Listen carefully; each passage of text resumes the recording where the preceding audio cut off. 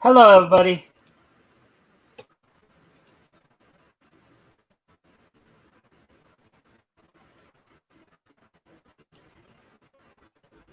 All right, now that out of the way. All right, so Rick, how'd your day go today? Oh, not too bad. Same old, pretty much. Only difference is for this last week, a friend of mine's been out of town, so I've been going over to feed their cat.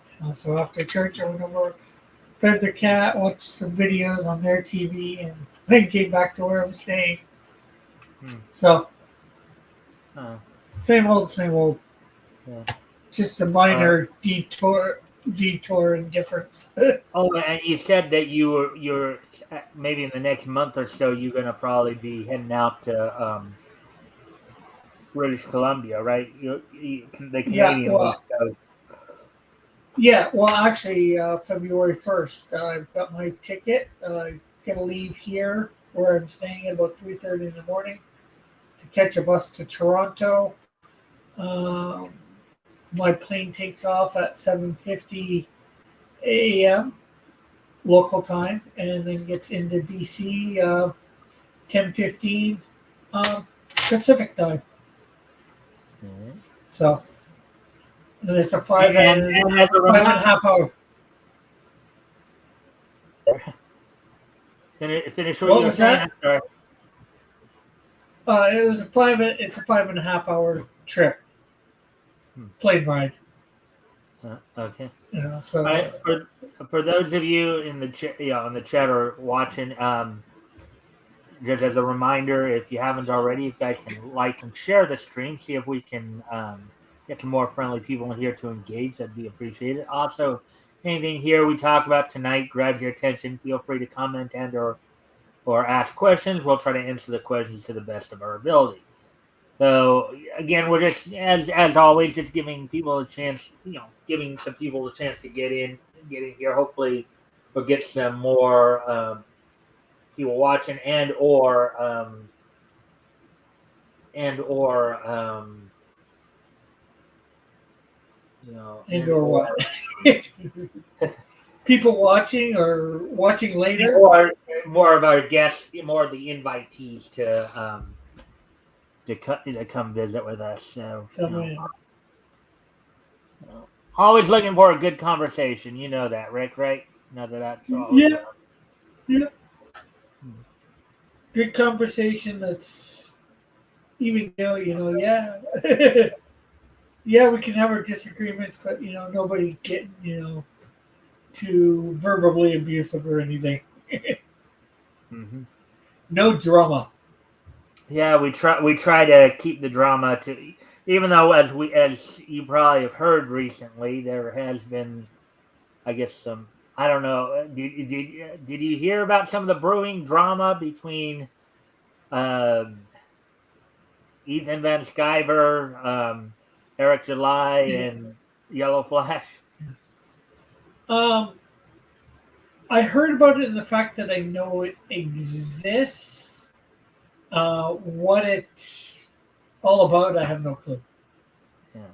Well, from what little I heard, Like because RJ was the one who kind of passed it along to me. But the basically, closest thing that I guess just I guess some of it stems from, I guess, some little rivalry that started up between Eric July and Ethan Van Sciver, where um, Eric July sent what I guess they call a night letter, and I guess it got its name because it's usually delivered in the night. The connotation is, it's one of those kind of extortion type letters or something. And it's, yeah, sent a letter kind of like trying to intimidate him. And I think that's where the schism between EVS and Eric July started. And now I guess Yellow Flash is part of it because now, I guess according to what RJ told me, Yellow Flash had asked Ethan Van Sciver to do a cover for him because he's trying to write a comic book. Um, Yeah, I know about Yellow Flash doing the comic book. My good friend John Diller's actually doing all the everything inside, the pencils, the inks, the colors, and all that. Yeah. Well, yeah. Well, yeah. He asked Ethan Van Sciver to do a cover for him, and um, Ethan Van Sciver quoted him a prize, and apparently, um, Flash was not too happy with the quote, and then decided to put EVS's pricings on blast, as it were. That's at least according to what RJ told me, and now a lot Yeah. basically now Yellow Flash has sided with Eric July in his little rivalry or whatever with EDS. So now all the Uh, now all the Comicsgate people are now no longer more or less invited on his Flashcast. So RJ started his own kind of panel show the other night, um, on Friday night, at 8 o'clock my time. So it was after my show, but um, uh, and like Yellow Flash is saying Comicsgate isn't allowed. Like that's half his audience, what was that? as far as I would. If Yellow Flash, is it Yellow Flash that is saying that Comicsgate people aren't allowed in his Well, chat? apparently because I guess they were all there before, and I guess now they're no longer invited there. So RJ decided to start up what he calls Blastcast, which sends out a mailer through his DM group and invites all the all of them over to his channel on Friday. So um, I really didn't know a whole lot That's about it because I don't pay attention to the drama as much because oh, neither do I I. mean I don't necessarily You have know, any issues with Ethan, and I don't have any issues with Flash either. Flash is actually yeah, Flash along with Tug were two of the guys who really kind of inspired me to start doing my own content creation. So you know yeah, um, yeah. Like ultimately, I have nothing against Ethan. He makes his comic books. If somebody wants to buy him and you're late, he went over Flash's comic, not Flash's, Eric's comic, the first one the other day. I watched that stream. I don't usually watch Ethan stream not too much anymore, but he had some good points on it. Some stuff that I really agreed with. Like I did a bit of a review on it myself, not to the extent Ethan did. Um, yeah. but and he did it more just because his people in his audience paid him to.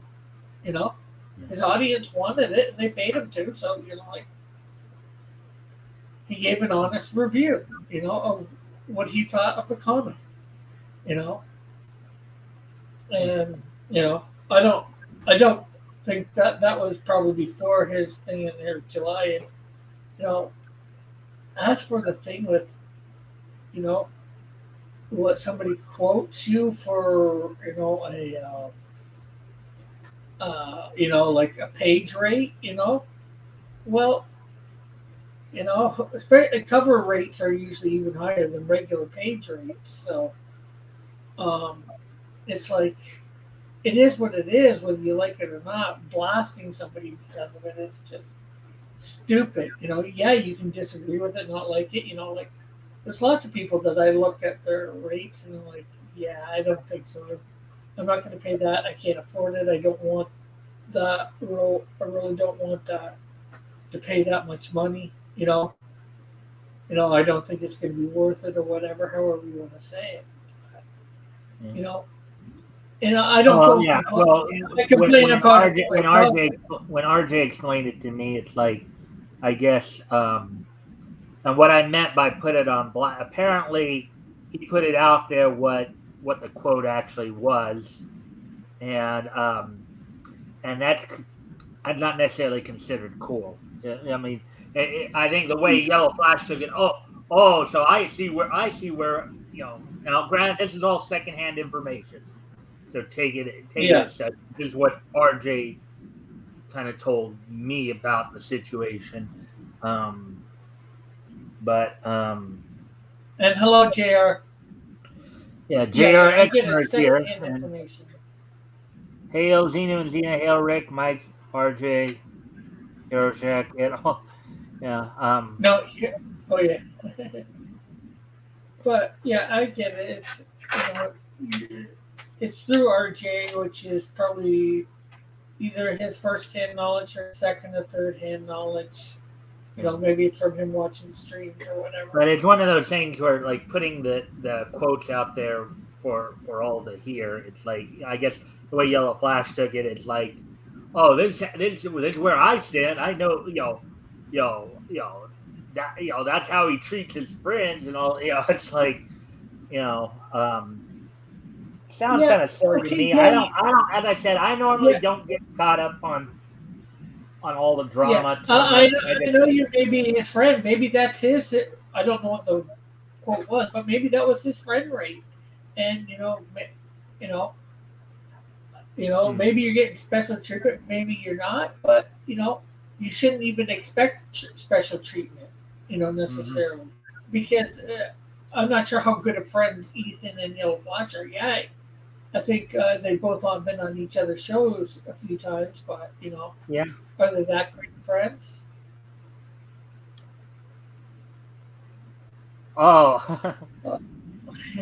Well, coming up at 5:30, Ethan's doing. Now, normally I don't really like to do snipe shows. I don't really, So but I figure but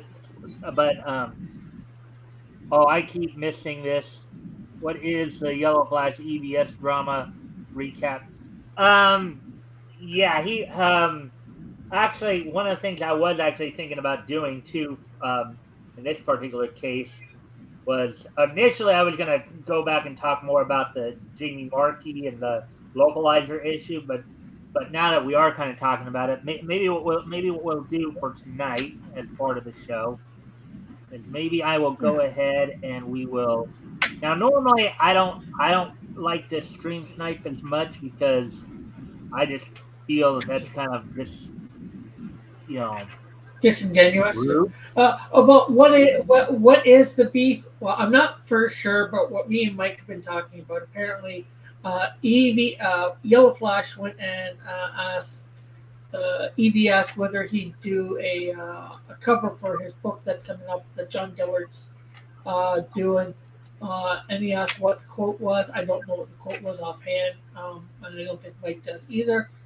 And apparently, it was a little too much that Yellow Flash didn't like.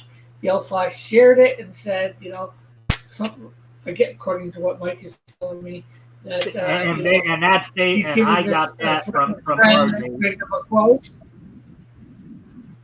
Yeah, but so what, this but is what like I, but what I think, but what I think we're going to, normally, as I said, I don't like to stream snipe, but I think we'll watch, some of Ethan's, because Ethan's going to be streaming here, and we can hear from him hear from him more about what all that's all about.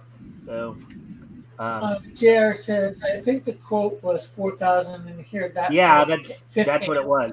That's what RJ. And actually, you want to know something? I think that's fairly cheap for EBS. I have to be honest. I think that would be cheap for EBS to get a cover. Yeah. Because I'll share. He has a fairly big. Even before the whole Comicsgate thing, that would be probably a cheap rate for him for cover. I would think. To me, it's really expensive, but you can pay people a hell of a lot more than that for cover. Okay, so Trash Cast number. So here's the thing. Trash Cast number 3 Eric July chimes in on Yellow Flash not paying his artist. I'll examine that. So, um, Oh, and this is just I know the artist. We all know the artist here, and this is just right bullshit. John and Yellow Flash have agreement. They are partners. John was brought in as a partner on this. He gets it is put out there in a tweet, but I'm not going to say it. He gets his percentage of everything, toys, whatever the profits are. He gets his percentage of it. So John's not being it's he's not paying John a page rate. He's brought him in as a partner on this, and his part of the deal is to draw it where a lot of Yellow Flashes is the character. He owns a certain percentage of the character, I guess is what you could say, and all that. So the IP. Well, what we'll probably, as I said, what we'll probably do here is we'll watch along with but here, and then we can comment on it as we're watching it. So well, we got about 13 minutes before this starts, and who knows how long until he actually gets into it. So I'm giving some behind the scenes. I've seen some things on Twitter. John's commented, Flash has commented, but it's ridiculous. They have an agreement, so before they're making money. It's not the traditional. Oh, I'm hiring you to do so much per pay, and I'll pay you so much per page. John thought it was a good deal, and John was probably given the offer. Do you want a percentage? Or do you want a page rate?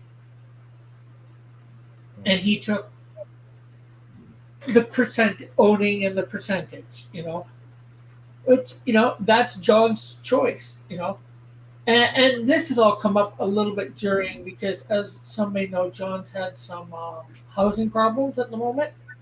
His house got flooded and it destroyed, well, not his whole house, but a lot of works needed to be done. Part of it's being covered by insurance, but he's got to put out a bunch of cash for it. But Yellow Flash has even said, I've offered him money, but John said, I don't need it at the moment. I'm not going to pull from that bank, if you will. At least that's what I get from the tweets. I haven't talked to John specifically about this topic. I'm just going from what I can read in the tweets. Well, as I said, we'll watch at least some of I don't know how much of it we'll watch. Obviously I'm not going to run my show over but this is kind of a news item here in the realm of comics. So on the indie comics scene. So at least then we'll be hearing at least from at least one side of the equation here in terms of but as it says here, he's going to be talking about Eric July chiming in on the Yellow Flash supposedly not paying his artist, where it's not his artist, it's his partner. And they're going to do a crowdfunding, or Yellow Flash is in charge of the crowdfunding, and they're going to do that. This is delayed John getting part of the book done. The book is half drawn and inked and all that. That I do know from talking to John. Yeah. So John Dillard's the one who's actually doing the artwork for Flash's comics, and now it's at least the way you're putting it, Rick, it almost sounds like you're making the suggestion that maybe they're trying to put a wedge between John Dillard and Yellow Flash. Well, somebody might be. I don't know. I won't say they're not. It's just Eric July, if he's commenting, saying about not paying his artist, then he's speaking out of his butt, not knowing what the hell he's talking about. Because, they have a partnership in this comic, not I'm hiring you to do something, and he's not hasn't paid his artist.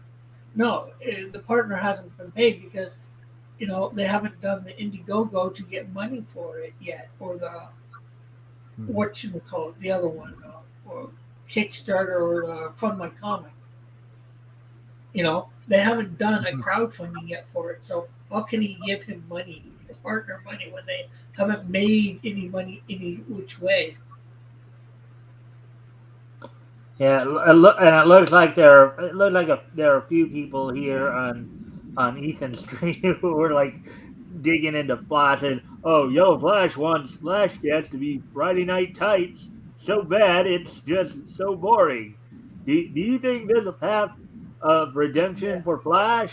Yeah. Well, yeah. Well, what can you expect? And most everybody that's going to come to Ethan's stream is, on Ethan's side or whatever. And because him and Yellow Flash are bashing, flashing, they're going to bash on Yellow Flash. It's just the way of things. What's this? Eric July got involved. I just heard a few minutes EVS trashing ISM 2 for writing. Poor continuity, no stakes, EVS. Well, yeah, I mean, well, I don't even really like the name ISOM. I don't think many do, but EVS did a stream the other night. The ISOM name, apparently, there was an international school ministry that had an issue with it. Now they supposedly have, but yeah. Let's see. EVS didn't like ISOM 2 having Christian crosses with no Christian themes. Yeah. It's a full court. It's a full court. Well, yeah. Well, okay. Yeah. Here's the thing about that. Here's the thing about that. So apparently there was a ministry group, Christian ministry group. I don't remember the name of it, but they have a school called the International School of Ministry, which is ISOM. Okay, they had apparently copyrighted the ISOM name, and so they basically, and there was some kind of court situation, but I guess they did, at least according to Eric July, they somehow have settled that. As far as I know, over the use of the ISOM name, there was. Let's see. He says EVS didn't like the name because it was superhero-y. Wasn't superhero-y. Yeah, like Superman or Spider-Man. Just etc. Just ISOM. I'll admit I had never heard of the name before, though it's supposed to be a traditional black. Well, okay. The thing is that from what RJ told me, it doesn't matter. Once you have a copyright, you own it. You own it basically. You have to protect. If you don't protect it, then you lose it. Okay. And the thing about it is because everybody was talking about it. Because what was claimed in the suit was people were getting confused between the comic. JR's not even talking about the suit right now. He's just talking about the name in general as a superhero name. It doesn't really sound all that superhero-y, When I say ISOM, do you think of a superhero? Not really. Like Superman or Spider-Man, it wouldn't remind you of the same thing, I've never even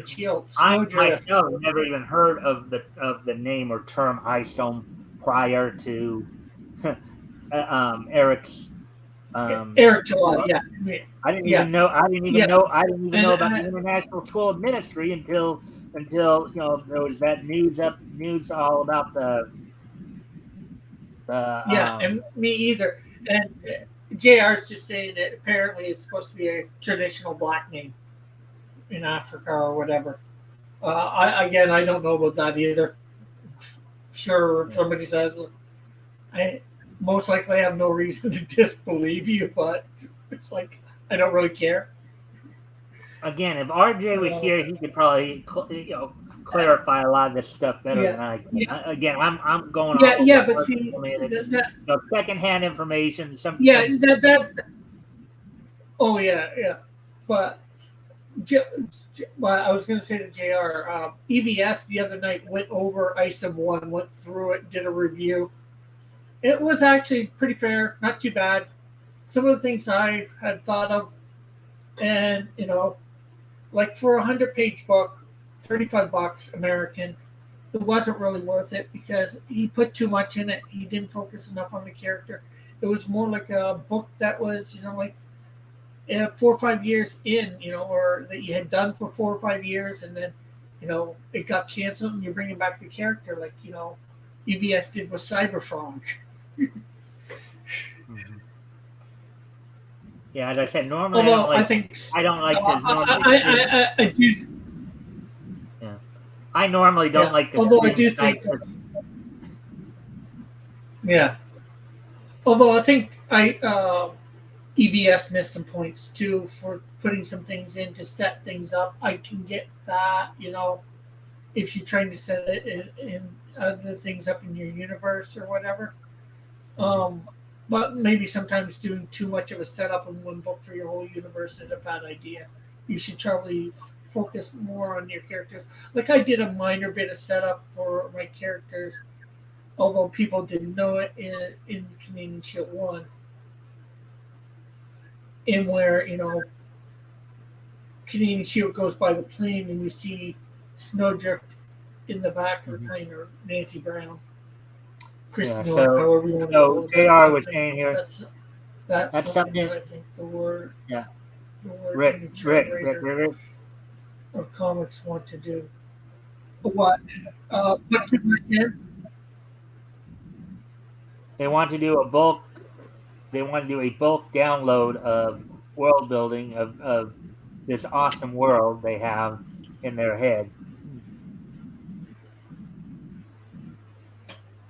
Yeah. Yeah, and you can't do that in the first comic. Too much information for people When to take writers are in. rewarded. Well, it's not that it's even too much world information for people to take in. This is a book.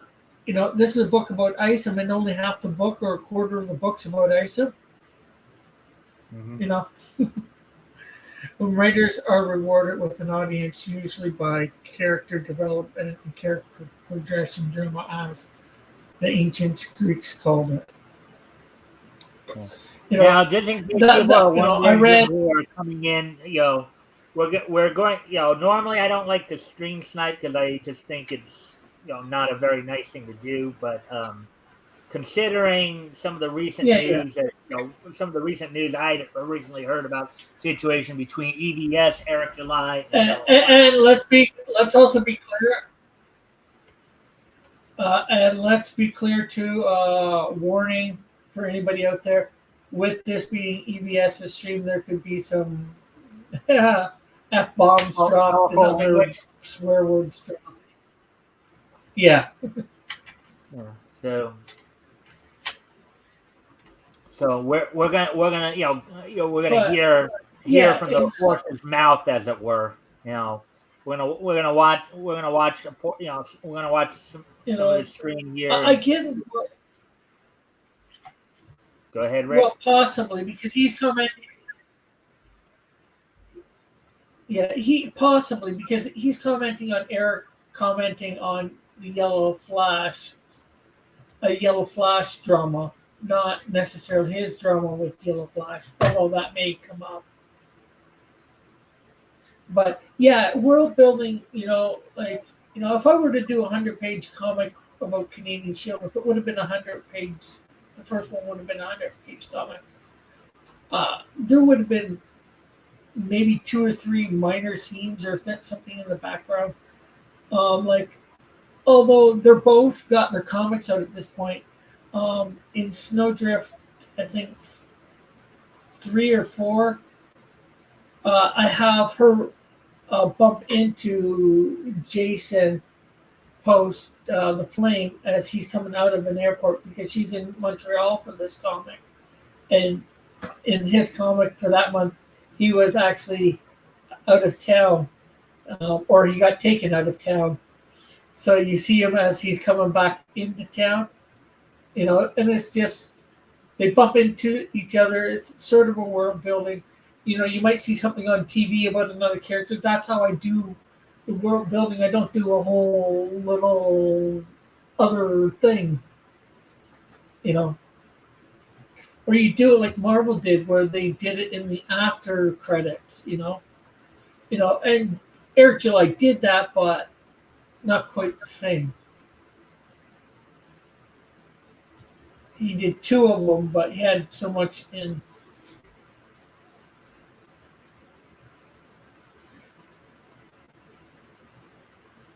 But to me, it was a story.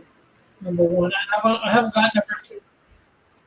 But and to be fair, right. I wasn't really hip on Ethan's Cybertron. Rick, looks like he's on now. Yeah, so. This is just his opening. Yeah, pause it. It's doing the song. You don't want to get the thing. This is just his intro. Nothing to. Mike, I think it's going live right now, though. I think he's live right now. It is live, but it's his intro. Yes, he's live, but this is his intro, and it's playing music. You don't want to get your channel copyright or whatever. All right. Wait till you see his face or the thing with the icons.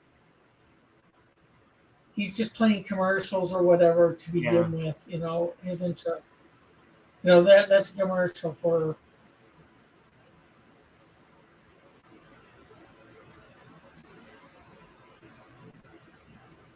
And this is something else.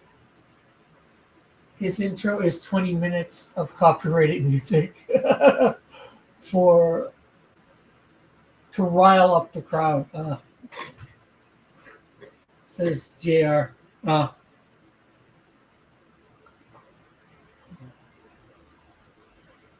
Yeah, that's why it's like, till we see his face, we can continue to talk or see his icon come up.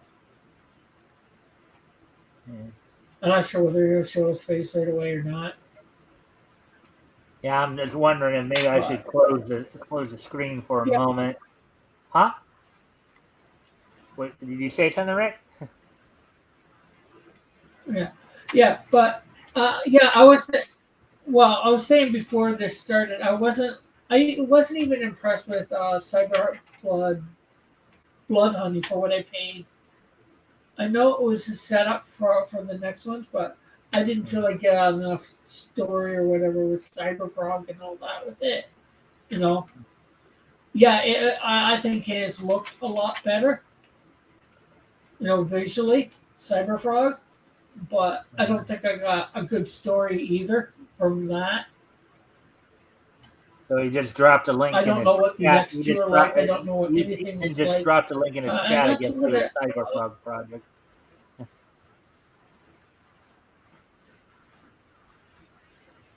Yeah, for Cyberfrog 3, because he's got that out. And he's still working on, what's the name of it? Brutus, Rainbow Brute. Yeah. So, basically, for those of you, we're going to be watching a portion of. But if people won't like it,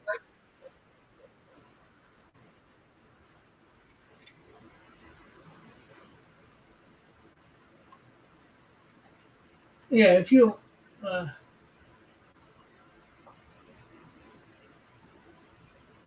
Okay, so I think JR says I think every amateur writer, especially adolescent ones, think of awesome genres, sci-fi, superhero, history would be the world the great. Yeah, and I'm not saying my story is great. I'm not sure. Well, you've read them, JR. What do you think?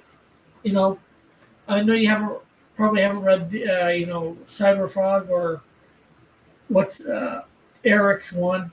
ISOM or whatever. Have you read them? What do you think?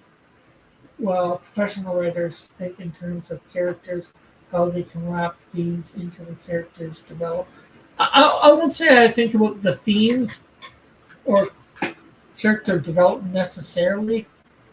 I just think about writing, you know, good guy versus bad guy stuff.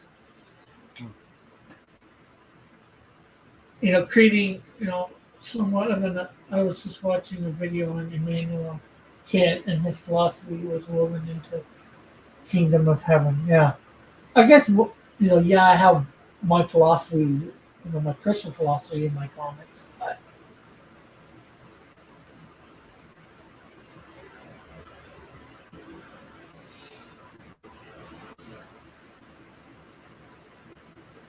I try and give everybody a story in that book. With the books that I've written, maybe they're not the best stories, but I guess everybody does, and Eric's isn't the best. My opinion, neither is what's his name, Ethan's. Live and learn, right?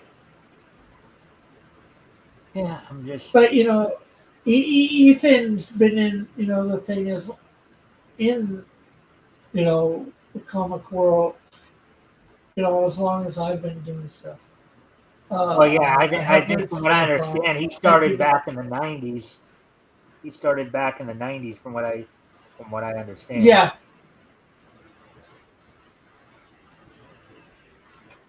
Yeah. And he says, I've read Cyberpunk. Okay, I give it an 8 out of 10 for world building, but a 4 out of 10 for plot development, and 3 out of 10 for character development. Okay. Let's see, 8, 4, 3. So that's an average of 5 then. So on if we take that, that's an average of, because 8, 4, and 3 is 15. Divide that by 3. So on average, then that's a 5 out of 10 then.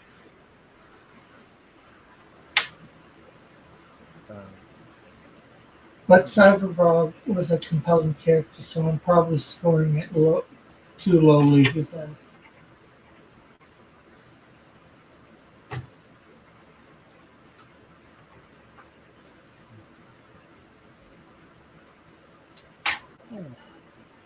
Yeah, but basically, I guess. No, you're just giving your.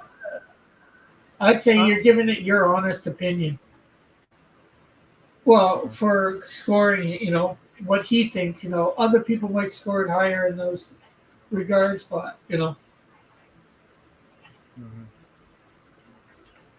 And we're covering this because this is kind of a bit of a news item within the indie comic scene, so that's why we're watching this. Normally, I don't stream Snipe, Yeah. Comic books are literally only a couple of pages of normal text, and most comics don't go for being a 20-page short story. Instead, try to be installments of a joint ongoing.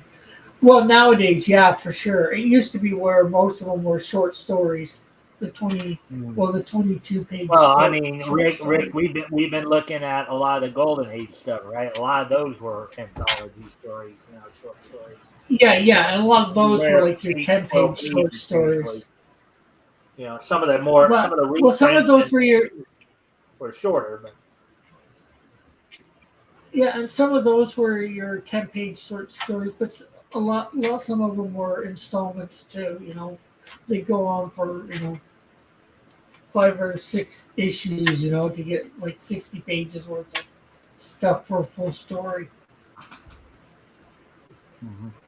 But a lot of them, just ended and then started a new story in the next one, although it was sort of supposed to be after, I think, most of the time.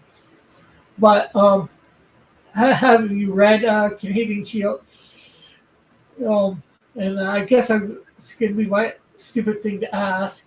What do you think is better, Cyberfrog or Canadian Shield? So it's kind of I'm talking to Jay, of course, about that. So it's kind of a Yeah, story yeah. kind of difficult to be compelling. I'll bring that back up when he's actually And, on. I'll check back every couple minutes. Just, I mean, that's I personally don't agree with that. Just yeah, a bunch of stuff like that prior, but I'm more into. yeah, I get it. Well, especially,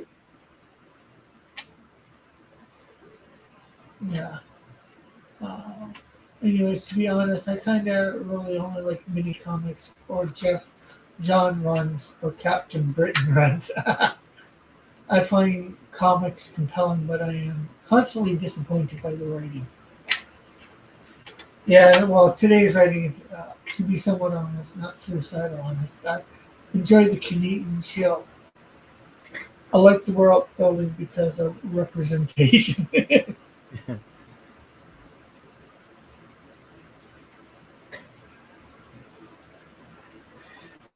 Okay, representation of Canada or um, Native Canadian, however you want to say it. I like Canadian settings, so having Indigenous Canadian show Canadians. run south from Geraldton was great. Like I said, well, actually, it wasn't Geraldton. Geraldton is in the second issue where he ends up. He goes from Nikita to Geraldton in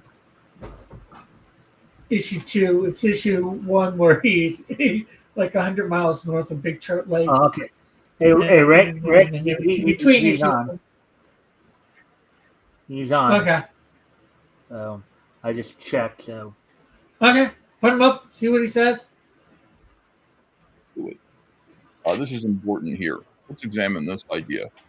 EVS has the highest IQ in Comicsgate. We're in real trouble. If that's the case, we're in trouble. I don't think so. Listen, we got 1,200 people here right at the outset. Boy, do I love you guys. Appreciate you guys. Aaron Booth says in the crowd, ladies and gentlemen, the crowd goes absolutely wild.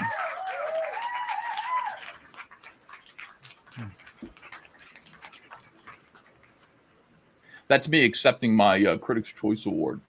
Me and Andrew were upstairs watching the Critics' Choice Awards. And you can guess like who's going to win most of the time because of diversity. So we would just sit there and go, diversity? Like you just call people, marginalized people are now just called diversity. And then this one gay guy wins and he gets up there and he goes, me and my partner find it's best for the LGBT community when we come together. And everyone went, oh! And I was like, holy shit. Laser Pants is here. He says, looking into the camera is gay. Ooh. Thank you, Laser Pants. I appreciate the 10. I'll try not to do it too much, but I might be predisposed. You know what I mean? Okay. All right, let me just start out with the super chats here. Everybody claims they don't like drama.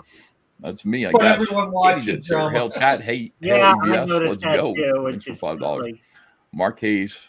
Marcus Rice. I grew up Marcus in a charismatic Christian Don Van Scriber. I was wondering if I could ask for a favor and get you to bless my child when they're born in August. LCG. Well, I'd be happy to do you this favor. It's no problem. Mike Barron is 66 subs away from 1,000 on YouTube. Getting more implemented into a YouTube thing, right? Subscribers, modern of course. Society. Everybody go subscribe to Mike Barron. One of the greatest men probably on the internet. I like Mike Barron. Seamus McAnus says the dungeon reveal shit was lame. Oh my God. I woke up to a whole big conversation about that in my dining room, having some breakfast with Auntie Andrea, Auntie A. I said, did you see that last night? She's like, yeah, what was the hubbub anyway? She's like, it was lame. And I was like, yeah, I don't know. Like, when I read it, I thought it was pretty dramatic stuff. I thought it was pretty exciting. Going through it page by page and actually week by week and talking about what was being said in there, to me, is fascinating. I think what happened is this, and John and I talked about this behind the scenes. It really, like, we're still kind of in denial about all of this stuff. I really feel like revealing the whole thing. Hold on a second. Oh, somebody actually said this about John. Somebody said John has become Kevin McCarthy, and they called me Matt Gates. I think that's a compliment. I don't know. I don't think John had the stomach for it. I don't think too many of us really have the stomach for it. I do. I might go in and do it. I've got let's see. I do have somebody who has stepped forward and volunteered to go through the files and reformat them so that the names are attached to everybody. The one particular leaker who leaked out would be merged right back into the conversation, so you wouldn't be able to tell. I might do it. I might do it because you guys are asking for it. You guys want to know. I'm trying to talk to Andrea about this, and she's like, "Well, what would be the reason why? Why would we expose these people?" Yeah, Sheila Aliens is who I'm referring to. Why would you expose these people? And my feeling is this: this entire organization is built around the goodwill and support of the fans and the backers. The fans and the backers. Why would you expose these people? Talk to Andrea about this, and the one particular leaker who leaked out would be merged right back into the conversation, so you wouldn't be able to tell. I might do it. I might do it because you guys are asking for it. You guys want to know. I'm trying to talk to Andrea about this, and she's like, "Well, what would be the reason why? Why would we expose these people?" Yeah, Sheila Aliens. I backed it up a little bit because I wanted to see who. Wise. Like, Well, I paused it because I wanted to try to see who they were talking about. Because they said leak. This is who I'm referring. Oh, what was that, Rick? I just recognized the guy's name. The only thing I did is I recognized the guy's name that he's got highlighted there. The Wise Entertainment. He's a friend, acquaintance. Okay. To. Why would you expose? You can put this forward. Yeah. Okay. So that's one thing that we should actually do is watch the Flashcast clip. Sheila says, "I'm autistic enough to help." 200 Watt Studio says, "I told my gardener he could get paid monthly or wait until I sold my house," which is totally happening. We got so much to go into. The pushback. You want to know, like, first of all, you've got this whole thing going on right now where all of the zeros and then some friends are being merged over with the zeros. And they're all kind of hovering around Eric July. And Eric July is saying these things like, "Oh, I suppose I'm a puppet master who's controlling all this." This is what they do. This is how people kind of obfuscate and sort of dance around being called out on their own behavior. "Oh, I guess I'm the master of the universe that's doing all of these things." Well, okay. No, but what is happening is a whole lot of kind of weird shit around you, and we'll get more specific about it in a little bit. But after the review video was something else. Everyone together started behaving really, really strange. All of the Friday Night Tights guys, Eric July, his friends, his like ancillary friends, and then some other people kind of got on board when they realized what was happening. And they do this absurd thing where they kind of go, "Eric July is responsible for 9/11. Eric July is responsible for the JFK assassination. Eric July got me fired from my job." Eric July's it. This is like the kind of humor that like Mark Wade and friends used to use on Facebook when we would kind of call them out on what they were up to. "Oh, by the way, I'm the guy who flew the airplane into the Pentagon." Oh boy. 200 Watt Studio says, "I told my gardener." Oh, I read this one. All right, I'm sorry. No, I don't think you did 9/11. What I do think that you did was just send a threatening text telling me to get in line and not criticize you anymore. It's as simple as that. That I was don't think kind of that night rises to ish, the I level think, of is what 9/11. I just think that it was uncool. Well, that's all I think. Now, in the meantime, I did get a message from a friend in Comicsgate, a comic skater that we all like, that everybody likes, who is not like in the Comicsgate Kings. You know, he's not like that, but he's somebody that everybody kind of likes.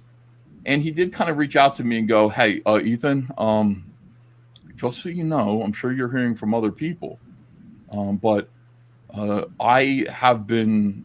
Somebody reached out to me.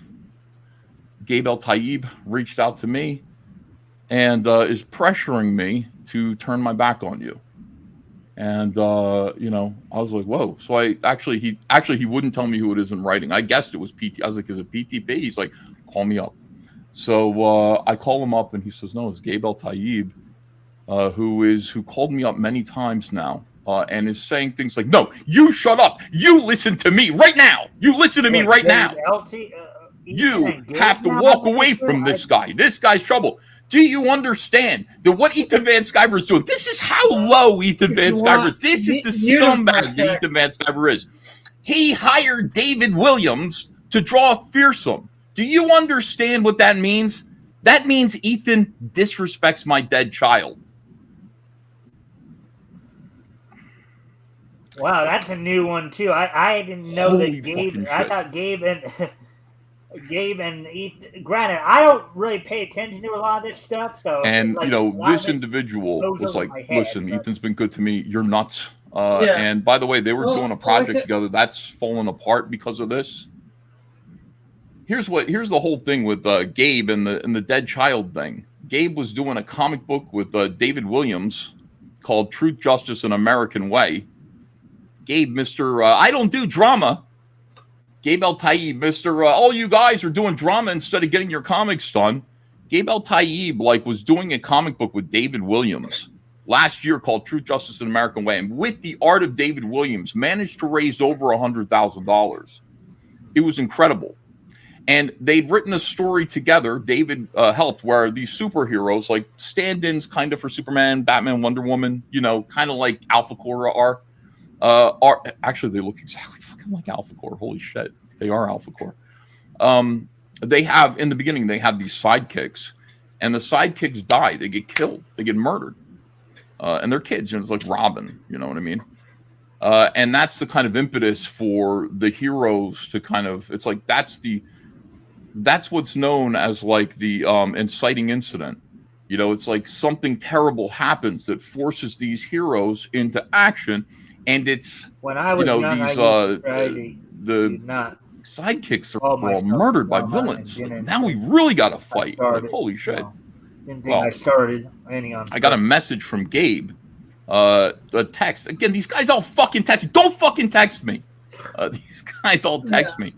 Gabe texted me, and he was just like, "You got to help me, man. David Williams is becoming Moose Bauman. This is deep lore. Moose Bauman was my colorist who turned on me when I was being canceled. A good friend of mine, somebody had helped. He saw it was advantageous to turn on me. He's Moose Bauman." I said, "How is David Williams Moose Bauman?" And he said, "He's fighting me over the story right now. I'm going to have to sue him. I'm going to have to take him to court." And I was like, "What? Don't take him to court. What are you talking about? What's going on here?" So apparently what happened was they had a disagreement over whether or not the sidekicks were going to die in the story. And David Williams like, "Look, I own this 50%. What happened and so, to you, Rick? You know, I really feel like the story is about the sidekicks dying. It's about them being killed, and that's what spurs." What was that?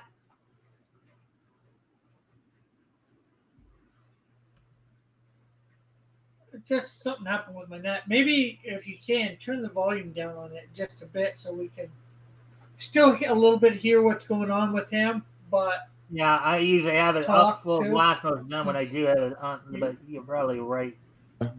David's like, "Okay, I understand, but like, this is the story. Like, there's no story if this doesn't really happen, in my opinion." And so the two of them had a big fight, big dramatic fight, where you know, and it played out, splashed out all over the internet. People said, "I don't want to buy this comic book if David isn't drawing it." David is a fantastic artist, and he is. You got to see this. This is David Williams drawing for me right now. on a book called Fearsome. Wait a second here. Let me see. He's just an amazing artist. So we're doing a project Eric together. said, This is JR his says, life has artwork taught right me here. drama Okay. happens in every business, So this is the main every character in club, and Fearsome. every family. David True. And what I said, James is what I thought fantastic. was I'm really fair happy to and be working with him. within bounds of Great. This is friendship like a and preview book. reality, We're going to be launching the anger main book people this and cause early trouble. this winter. Yeah, because a lot of times people don't want So to there hear was a whole truth. big drama that played out, and David ended up walking away from the book and They got want pushed off the to go on book. I don't know blanket, what the whatever. circumstances were, but they stopped working together. And there was a real problem. And Gabe came to But me and said, sometimes you got the to get fans are cursing me beyond out. what, You know, they're saying all these you things. know, What do I do? And I said, well, that, listen. yeah, you got to realize you and other people need to realize or whatever. You know what I mean? People have differences of opinions on stuff, and you can go on with your life still being friends or family. Anyways, I'll unmute it now. I just muted it for a Care moment. about them and their interests are. In other words, work to apologize to the fans for what's happened here. David's not going to be drawing the book. That's terrible. You might have to refund the book. I don't know. So Gabe goes, "Gotcha, Chief." And many of you said you might understand. Many of you might remember this because I actually had to go through it on a live stream. Gabe wrote a 25 tweet essay. Do you guys remember this? He wrote a 25 tweet essay excoriating David Williams and saying, "We, you, the fans, and me must stand against David Williams." And part of the thing that he did was he showed a picture of his dead child's hands clutched over his chest like a funeral picture. Posted it there, and as a way to attack David Williams. I repeat, this was all over a story decision about. I just muted it for a second while we go through the chats here. Because I didn't. For instance, when I was young, if you asked about, Ken Shield, I would have let fly. Now I at least know anything, even praise, but the wrong type of praise. And then could anger somebody. Yeah. Well, I some think it people can depends. take I guess it depends upon how you criticism say and, it. you know, too. like,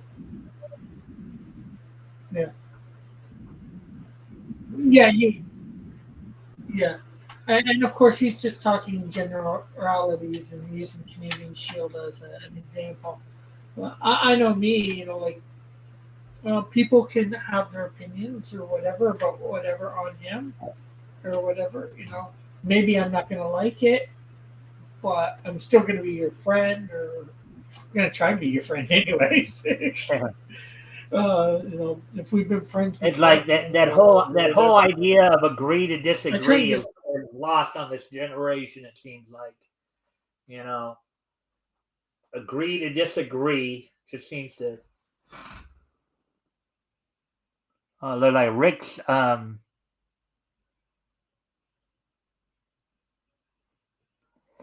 It seems Rick's having some internet issues, I guess.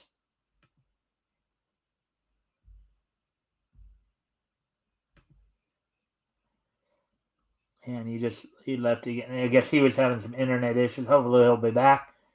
But anyways, Lars,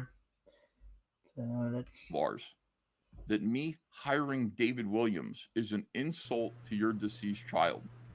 You really doing that? Were you having some internet issues there, Rick? Your signal keeps busting out.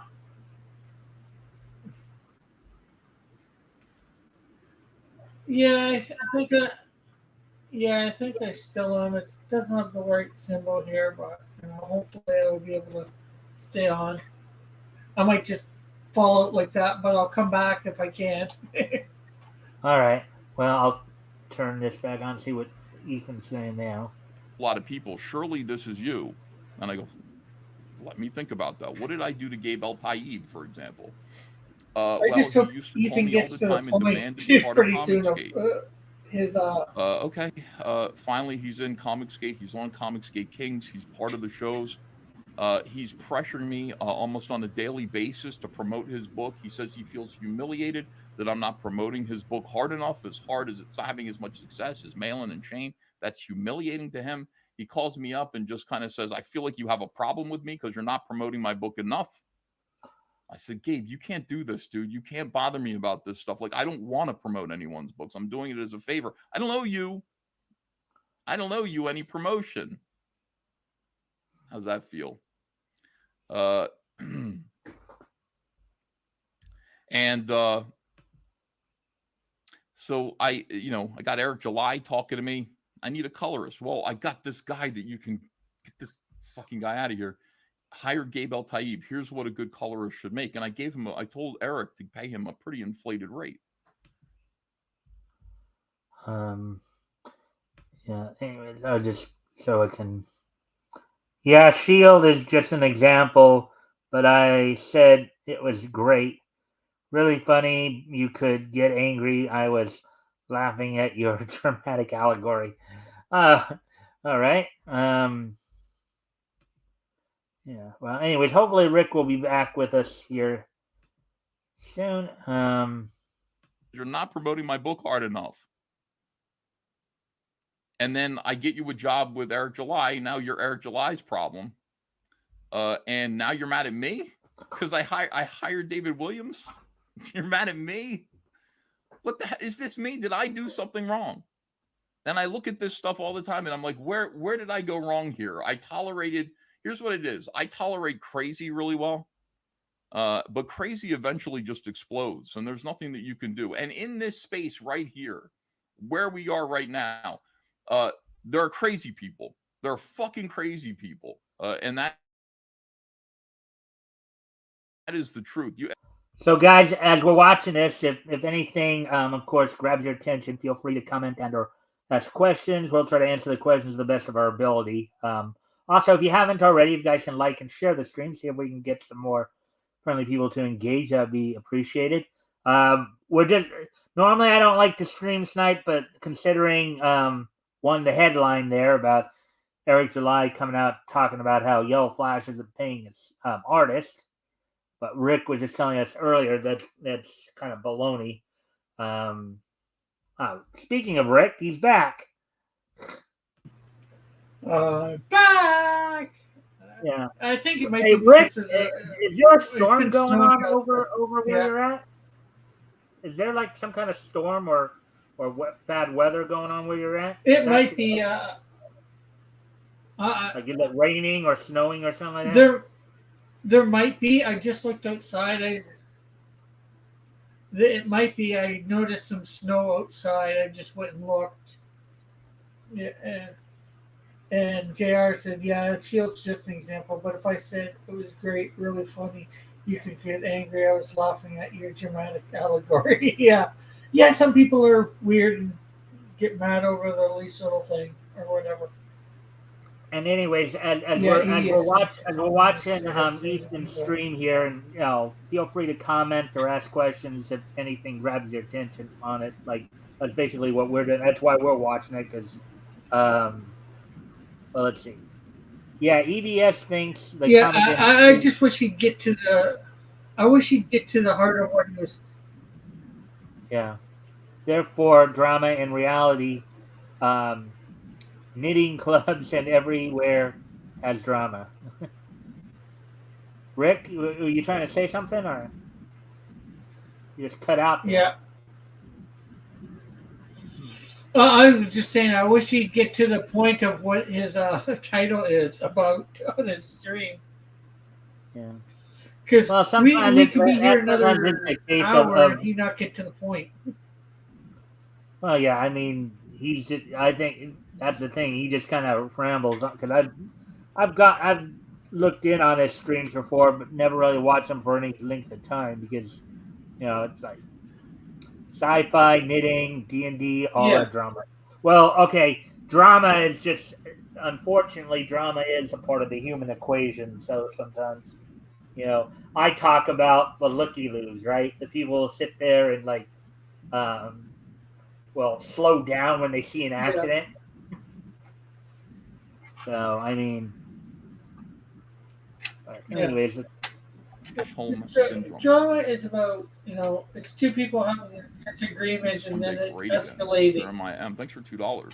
Beyond, not being able to respect each other's opinions. Where is that? Somebody find that or for at least me one and of them tweet it to me, please. Where Flash is apologizing for 5 minutes. It's fantastic. It's unbelievable. Absent-minded says lost a bet tonight. Hey Terry, I sent you a link if you want to join us in the studio here. What's FC? Yeah. Anna would appear at FC. Something con? And hey, Mighty. Let me see. 200-watt studio says I told my gardener. Okay, I read that one. I think it's the fact that there's this room and they're just talking shit. Unprofessional, man. Yeah. Well, the thing about it is that, it's one thing if it's a room where people can vent. I appreciate that and respect that. If you're just in there venting, going, I didn't like that. Sometimes I think this and that. But there was momentum there. And the momentum was all about taking people away from Comicsgate where they could be prosperous. Christopher Archella says, EVS, did you see Dylan's tweet addressing the pay issue? Yes, I did. And we'll talk about that. Suit, welcome to my channel. Thank you for joining. Joe the lawyer says, "Hey, buddy. Until we're all waiting for him to do that. You were on good terms. Right, Rick? You weren't on good terms with Gary from Nerdrotic. Can you give a quick summary of what happened? You're two of my favorite guys here. It's too bad." Yeah.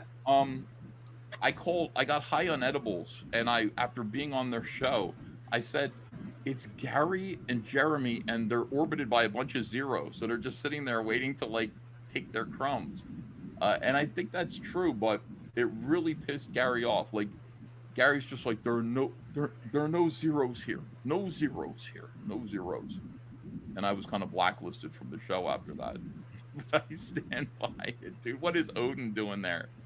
What is that show? Well, I guess it's like Gary, and then there are 28 Night people underneath him that are just laughing with lame jokes, laughing along to lame jokes, hoping to catch a crumb off of Gary's plate.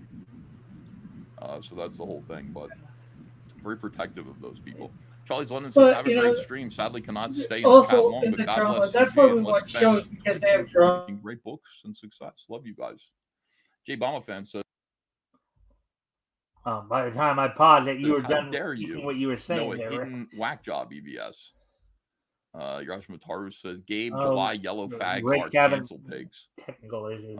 Sean Cullen says, lol, big mouth comics. Let me see. Jose M says, Gabe now colors Brazilian sweatshop clip art trucks. Katie Did says, Eric made a long ass tweet about Flash and Dillard. No, I got it pulled up here. We're ready to go with that in a little bit. Take your time. Let's settle in here, guys. So Rick, your other thing is still on. Guy from Red Bank says, Ethan, you want to get nuts? Come on, let's get nuts. You'd be kidding me, dude. No, I just want peace. I want people to kind of chill and, are you familiar with a channel called John's Longbox? He's a very good streamer, lots of personality. Hey, how's it going? That's for your show. All right, normally I don't stream snipe, but considering that this, I don't know if you'd heard too much about what was going on. There's, I guess, some drama going on between EBS, Eric. I heard. Yeah, so we're just trying to get some of what's going on from one of the horse's mouths, but of course he's just kind of dragging everything on here. Well, that's the way it is, unfortunately. Yeah. So how have you been? We haven't seen you on here in a while. Ooh. Busy. It's been... Good to see you. Right now. All right, so been busy, and right now, my oldest niece just had a baby. Ah, okay. Well, congratulations then. So now you're a great uncle then, huh? Yeah. Yeah. All right. So I'm gonna go ahead and turn the sound back on Ethan there and see what. All right. Manic Boy Productions, thanks for $20. Oh my gosh, you've taken hits, and the momentum is to blame you. It's easy for them to pile on and grow clout. Likewise, Shrebbles08 says Gabe's True Justice and American Way sucked. Geek Getaway says, have you heard of the channel Geek Getaway? Great guy, and his upcoming comic looks awesome. You should have him back on your show sometime. Hell, CG. Yeah, sure, why not? All right, so here's what's going on. Yesterday, I was given a video of John Dillard in a live stream, Rick's small been live having stream with some like technical 24 issues, viewers. so I mean, it was really 24 views. Like nobody had seen this, but he's on there with 3 other gentlemen. And he's explaining, he's like, look, man, my whole Rick house is a gets mess. back here This whole quick thing is terrible. because I think He's Ethan's just about to like, go into what we've been waiting to hear him, he's like, I'm in talk this about. situation right now where for 6 months I've been drawing for Yellow Flash. I'm drawing his book, and haven't been paid. I haven't been paid for it because I made this back end deal with Yellow Flash. And so because I made this back end deal, like I'm expecting a big payday down the road, but I haven't been paid for the work that I've done. Now, look at this. We have a pal. How you doing, Shane? How's it going? Why did you turn your camera off? I want to look at you. Because I have a saggy face. You don't have it. My saggy Shane, face you're around such a... You are Hey, Rick, beautiful. so they are now Beautiful getting man. Don't you let into anyone tell John you about your Dillard's, I face. guess. Don't do that. Everybody loves your face. Oh, look at that. Yeah, there we go. He should invite John Dillard on. How are you, sir? Good. We're doing a big drama stream here. You should enjoy it. Gutstack says, still hoping you and Literature Devil do a stream on Wrecked Planet. Oh, yeah, I would do that anytime. You ever watch... Rick, you can always send Dillard the link if he wants to come in and watch this with us. And he never did a comment on it. I don't know. He may have. I don't know.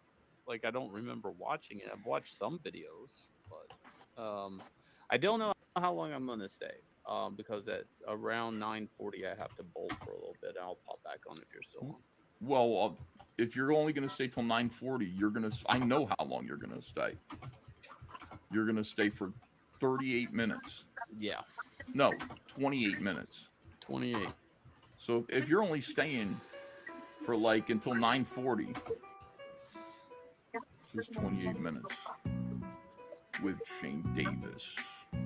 Well, I'll pop back on. Yeah. I'm just going to have to leave for a little bit. If you're doing a big drama stream, EBS Shane in Davis, the house. here to save us. Rick, are you sending Dillard the link? Or Well, not for here. I put a message in EBS's chat, as you might be able to see, about him trying to... Told him we should get John Dillard on. Some of them need to be saved, but not these people in the audience. 2,579 people watching. Thunder Pumper, thanks for a $5 super sticker. Necro Nexus Foxfire says, so many backstabbing in party time groomers room. Biggins causing brain damage with pimp cane attacks to heads. How many in room needed extra persuading with some Dungeoneers putting legs behind head? So, one of the things that's in there, and Shane, I'm going to go into the Dungeoneer files, and it's okay if nobody else wants to participate. I'm not ready to do it yet because I got to get it remixed and I got to get it ready to go with everybody's identity cleared up. Yeah. But here's what used to happen in there. Like, they'd sit there and they'd have a problem or somebody would complain maybe about something. And Biggins actually said at one point, I'm a little behind in backing Comicsgate Comics. I'm a little behind in my backing. So how many of you here have a project that needs to be backed? And then people would be like, that's money. In other words, here's some money for you. Here's some money. Stay loyal.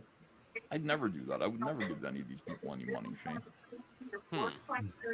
Yeah, that was odd. I'll be honest. I have not went through the entire thing. I just haven't had time. Plus, I saw morsels. I've had conversations. Dillard won't want to risk his paycheck with Flat. The stream with it really bothers me. Their whole thing is that at least we didn't go out there and say this. It's a paycheck, but it's not their partners. That they have some sort of contract 20 some odd with creators. I don't know. I think it would actually Dillard owning like a percentage of the property. I know what it is according to what I've seen on Twitter. Well, That's what I'm doing to you now. I'm not sure So, whether I should say or not online like I don't this. know. You know, in a It's way, sort of common I'd probably knowledge. rather that So, happen and you get He things couldn't do exposed anything and out there. If somebody about. has a real I problem don't think with he me, could say do so, anything about that. They have a contract. rather than kind of crying in I'm back pretty sure they do, rooms and, anyways. trying to influence my peers. Hey, You know, Devil things Flyer. like that, Shane. Look at what I'm working on. Let me The Devil check. Flyer. And Oh, it's diversity. It's diversity and inclusion. You know, my. All of that. Yeah, we're just kind of watching I'm and actually gonna listening make a for. guide for all the I'm sure coming I like the kind of Rex. Jack I'm sure, Kirby and I sent you thing the you're link doing too here. if you wanted to come in and join us. I never know how much rubble to do. In the Like I get carried away with it sometimes. I don't know. Dillard is himself. And then go 100 times worse than that. That's what I want you to do. Stephen Platt. Think about Dillard has no Stephen problem Platt, with right, like with his line artwork. Yeah, a million get worse than that. I don't think Flash would kick him off for going on and defending him. Technically, Dillard would go on and defend himself and EVS, Yellow Flash, by saying, "No, I'm a partner here, and yeah, I'm doing the art. I get like I own, the percentage of this. I get the percentage of the profits of everything. Can't go on. Well, thank you for at least dropping in there, Rex. Yeah, so got his own show. Because Eric is trying to trash Yellow Flash for this when it's not something to be trashed, or I'm presuming. I don't know what he says because I haven't seen the tweet or whatever that Eric July supposedly sent out, or maybe I have. I don't know. Yeah. Rex, likewise. And can you explain the link you just put up? Because I'm not. Yeah, that is a sign up thing to I think his email. Oh, okay. Sign up for link for Devil Flyer, a Devil's Weapon, 48-page oversized one shot only on Fun My Comic. Flash collected all the money. Dillard would be an idiot to risk peeing him off. Yeah, but at that point, Dillard could just take him to court. Mm-hmm. And I think they're pretty copacetic, both of them. But Flash would be an idiot to do anything too, because Dillard takes him to court, and at that point, Dillard could take him to court for more than their percentage, and waste waste both of their monies. Waste their money and their time. Yeah.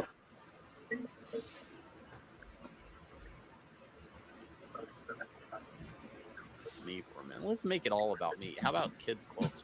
Just go a little softer on me than everybody else. Well, I mean, I don't have a problem with you. I genuinely like you. Oh, okay. Oh, God. But see, that's never been the problem. Now the only person that I've ever had to fake interest in or bromance, I guess. The only person I've ever had to be like, boy, this guy really fucking gets on my nerves, is Gabe El Tayyib. You got to see the messages he used to send me, and I used to say to him, "Don't you text me this shit again. I don't care. I don't care. I don't care. I don't care. I don't care if you don't feel like you're not getting your fair share from me. I don't give a fuck. I don't give a fuck."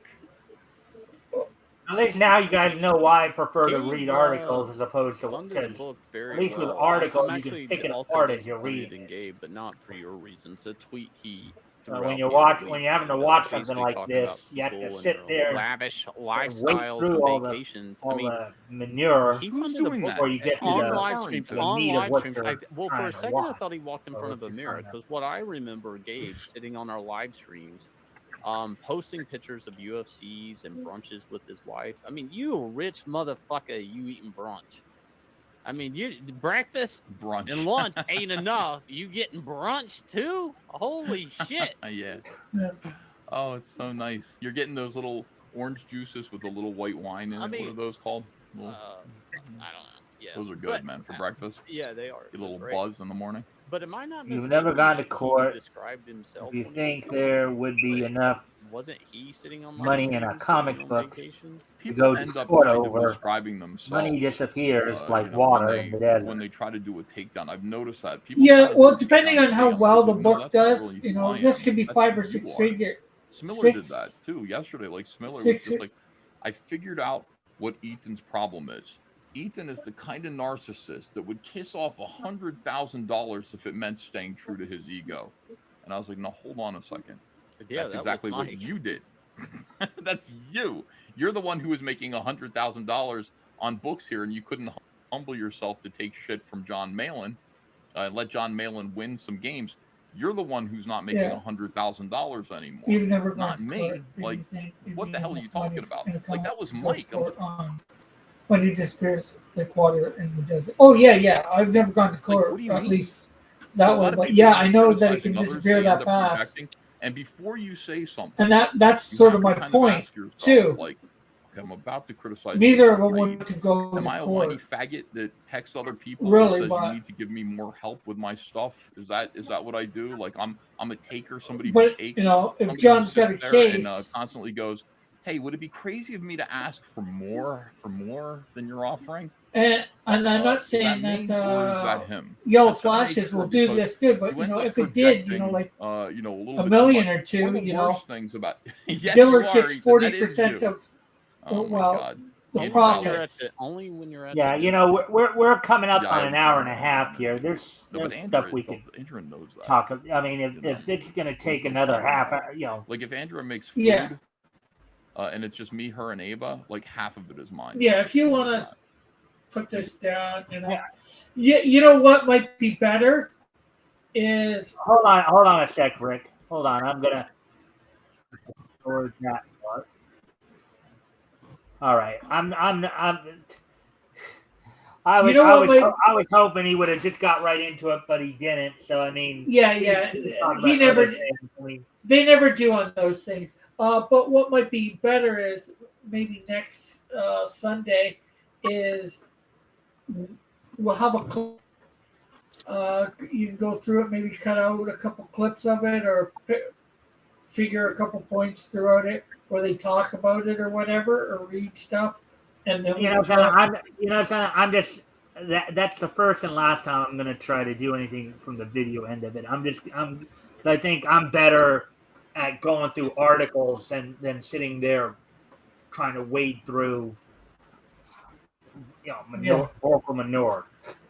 Yeah, well, that's why I say you do it after it's done, because then you can just speed it up a little bit, and if you seem to get into the right spot, you know, where he's bringing up like. But I normally don't like to watch. If I'm gonna watch a live stream, I want to watch it live. I want to be interacting with it. Yeah. But see, I'm just talking about doing it to where we not interact so much with it. We were just going to be commenting on whatever was being said. So that's what I'm saying. Get to the part where it's talking about what we wanted to talk about it. Yeah. But yeah.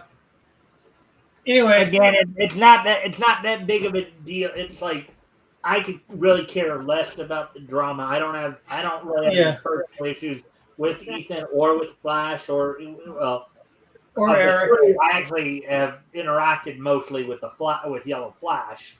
Okay. Yeah. Albeit, again, I don't necessarily like everything he does or says all the time either. But but I have no issues with any of them. I just wanted to pick apart what he was going to say on it, and he's just dragging on there. So I figured, if he's not going to get to it, then fine, we can talk about something else. There's other things going on in the but we're already an hour and a half. So the first thing I want to do, and I know this would be a little late in doing this, but since you're both on, and I guess we'll start with Terry. If you guys want to give a bit of an intro, maybe share any links, talk about any projects you're doing. So Terry, we'll start with you. Then we'll do Rick, and then we'll just hang out a bit more and just talk more about whatever comes to mind. So Terry, the floor is yours. Well, you can find me on Instagram at Mighty Geek Studios, and I'm also on.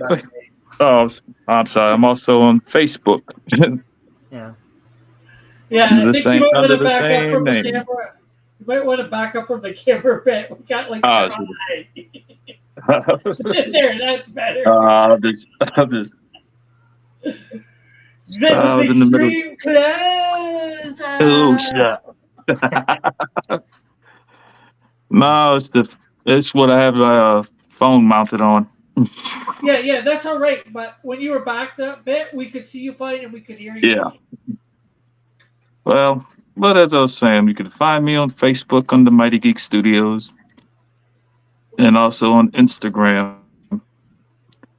Right now, I'm just relaxing from all the work I had to do with the holidays.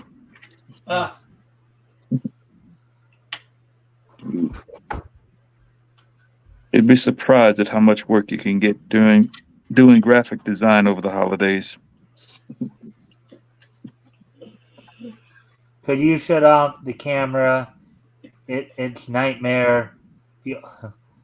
Wait, whose camera you want shut off there, Jr.? First off, and even if I could, I probably wouldn't. You know, Unfortunately, I think I know who he's talking about, but just because it's probably Mighty Geeks, because Mighty Geeks got a lot of freckles or something on his face there. I'm not sure. I've noticed that too. I've just chosen not to really say anything about. I'm just trying to be polite, you know, just not really say anything about it because. Yeah. Some people, I don't know how he feels about it or anything like that. It's not something that he can help, I believe. So no, you're right. It isn't something I can help. Yeah. So it's like it is what it is. Oh well. I mean, I'm aware of it. I just chose not to. Was trying to choose not to say anything about it because I figured there's probably a reason for it, and if there is, you know, whether or not there is, you know, it's really none of my business. So, I mean, if it's something, it depends on how you feel about it, you know. He's just Trill from Star Trek. There's just the spots have appeared in too many spots on his face. That's a new one. I got to remember that one. Well, okay, but then again, I don't run into many Trekkies. You know the problem with that though? Yeah, that would also mean that he's got a symbiote living inside of his gut, probably. Well, no, not all the Trill have that. True. Oh, yeah, because true. The only part of them do.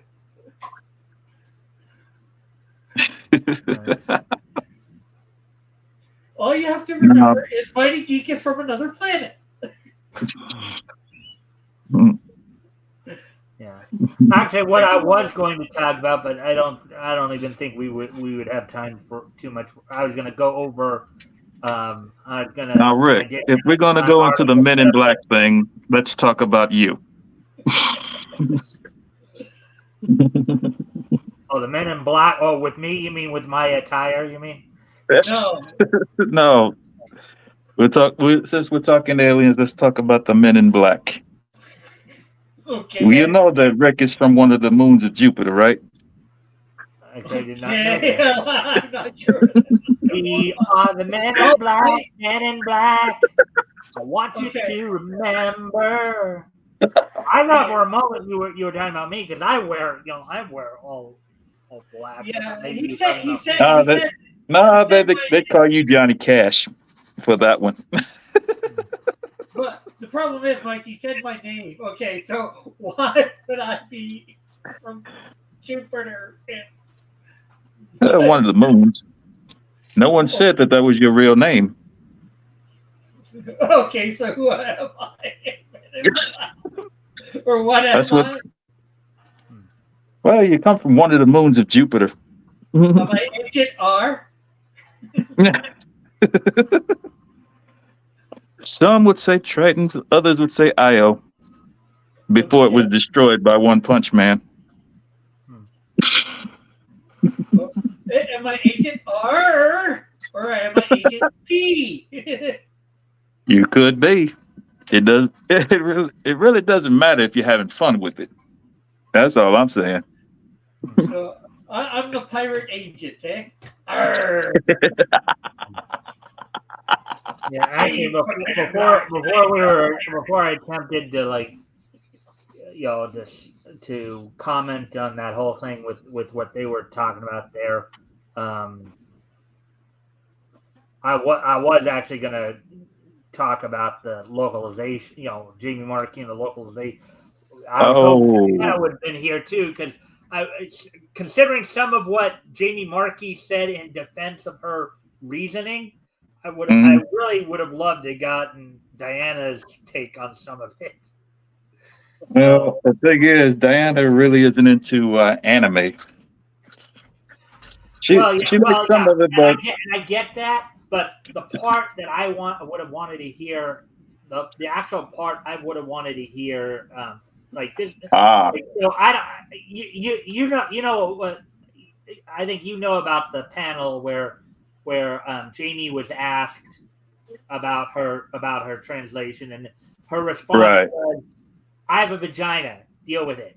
It's not my fault. You're not getting laid." I would. One thing I would have loved to hear from Diana is, well, Diana, let me ask you this: as a woman, you think that as a woman, you have a right to take somebody else's property and put your own ideological spin on it when you're translate So I mean, well, the question is more: what does your body parts have to do with your translation?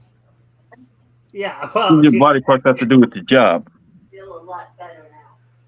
Cool. What's your cousin saying on it, Rick? Oh no, nothing towards what we were talking about. She can't hear our conversation. She wasn't feeling all that great earlier, so she was just saying she was feeling better.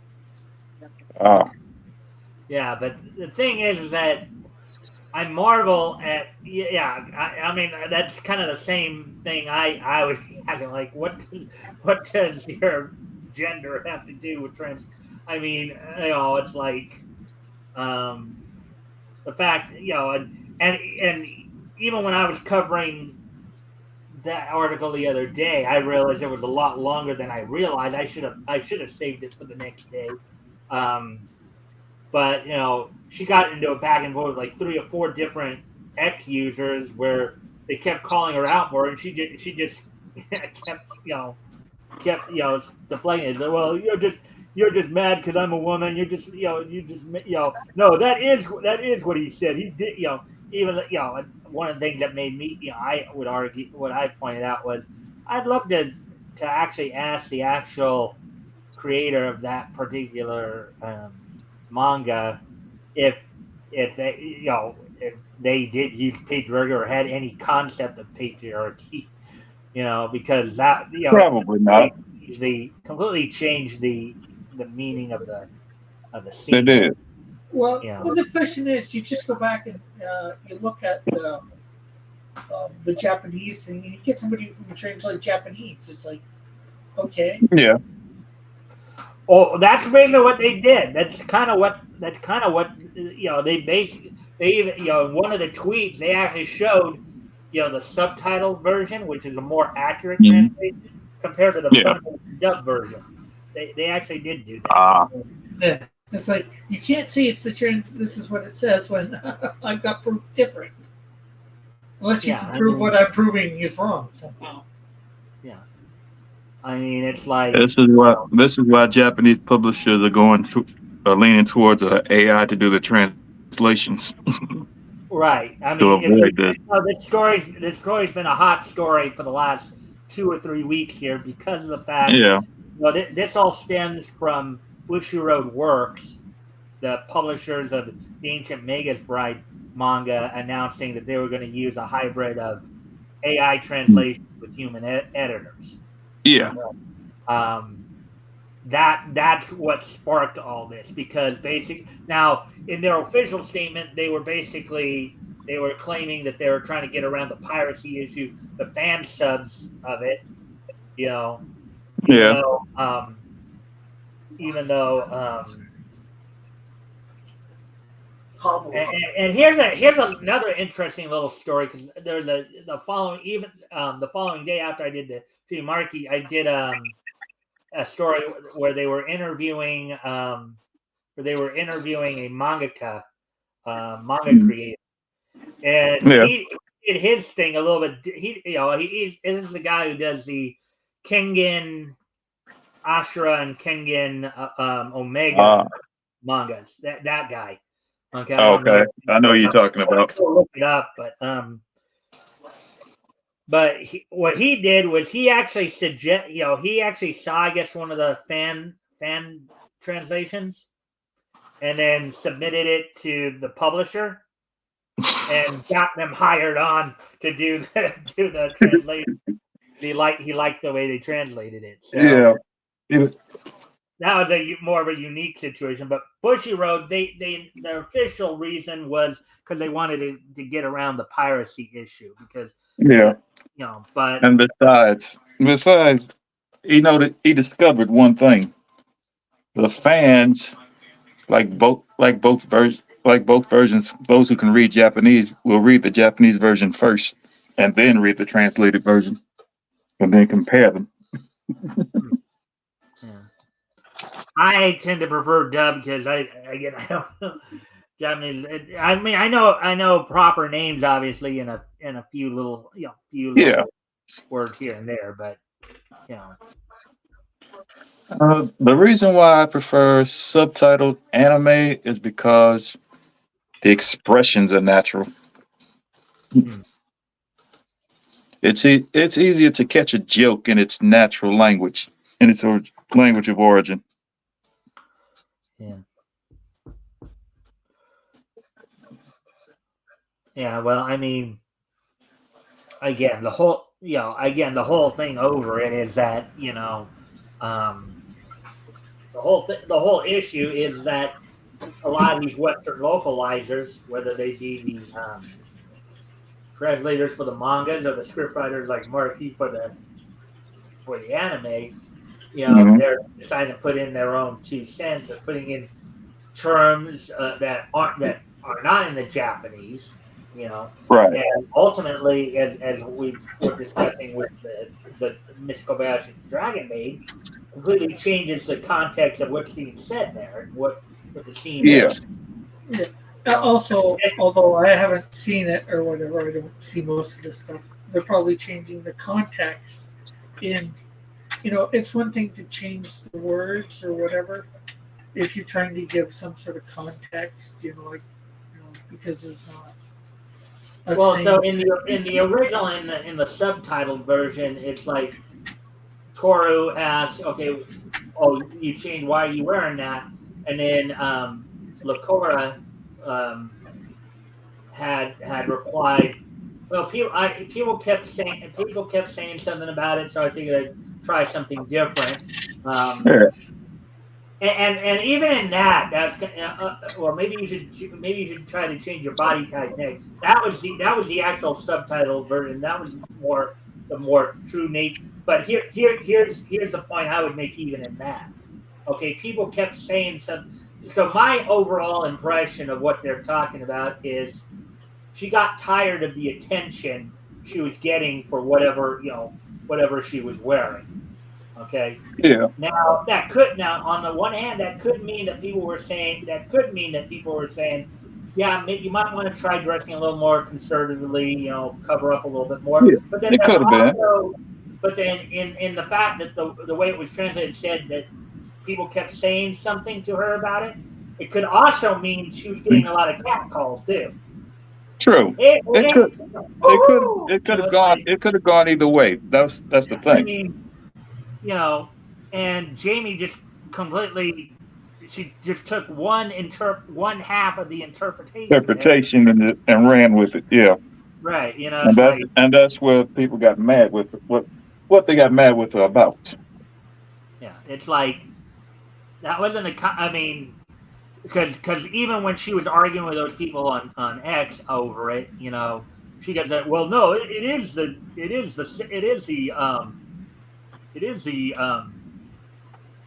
is what they said in there. Just No, like the word I use, that doesn't mean that I'm not right. It's like, no, you're wrong because you're wrong because you have to understand you have to understand the custom of the country of origin. Now they could have said no. It's like it's like me talking about you wearing black. I said I call you Johnny Cash. Everyone here in the U.S. knows has some idea about who Johnny Cash is and yeah, probably he's why a he wore all country black. singer and actor who of course was known as the Man in Black. Right, but Yes. you go somewhere else and try to use that same reference, they're not going to catch it. Right. Now that area of localization where maybe an adjustment for cultural reference, that's a little bit Right. more, you know, like because I have the Yu Yu Hakusho DVD set, right, or Hmm. box set, yeah. And Yeah. one of the things they mentioned in the notes is, I guess in the original Japanese, there's a reference made to a Japanese cyclist. Well, they Okay. couldn't make that same reference in the English dub because, of course, nobody, especially because you have to remember, Yu Yu Hakusho was originally done back in the 90s and was dubbed in the early 2000s. So at the Right. time, nobody would have probably caught on to, Unless caught on to who the unless you Japanese. were a big fan of cycling, you would have never caught it. Yeah, Right. but the thing is, even with something like that, you could probably put it in, and people get that. This is a big cyclist. I don't know who cycling is, Hmm. or whatever. It's like watching an old show, and they make a reference to some older actor or whatever that you Hmm. don't know about. Does it ruin the movie for you? No. No. It's just a reference you don't get because you're out of date with the times. Right. Oh, Yeah. I mean, I might start watching Ethan and Flash. I mean, I still watch Flash's videos. I don't watch Flashcast, but I watch his I've had a few of videos that those he covers. moments. Really, you know, I mean, you guys know this because I often reference him in my coverage. Yeah. But anyways, we are at we're at hour 42, so I think it would be unless you guys want to talk, unless there's something else you guys want to bring up or something, I guess it would be a good time to probably start to wind down a bit. Maybe we can start wrapping up.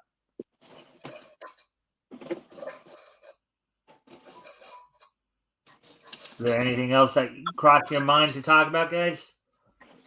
Not really. All right. All right. So what we're going to so I guess what we'll do then is I guess we'll wrap up here. So the first thing we're going to do, of course, as part of our closing of our show, is today being Sunday, January 14th, 2024. Let's take a look back at this day in Nietzsche history.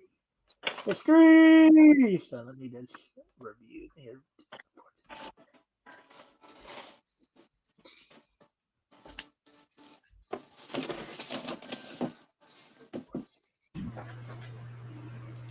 All right. So first off, we're going to go back to yesterday, January 13th. On yesterday's date, 10 years ago, yesterday's date 10 years ago, the Japanese anime Chosen premiered I actually no, I'm sorry, no, this is not anime. Actually, 10 years ago, the FX Productions Chosen premiered on FX on this date 10 years ago today. The show aired for one season. Chosen is a gay white gangsta rapper on a quest to rebuild his career after being released from prison. So, Mm. so on this date 10 years ago today, Chosen premiered on FX, the FX production. Ah.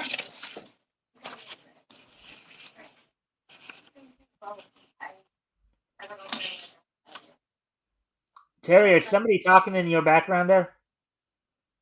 I know Rick's Another. mute. Hold on.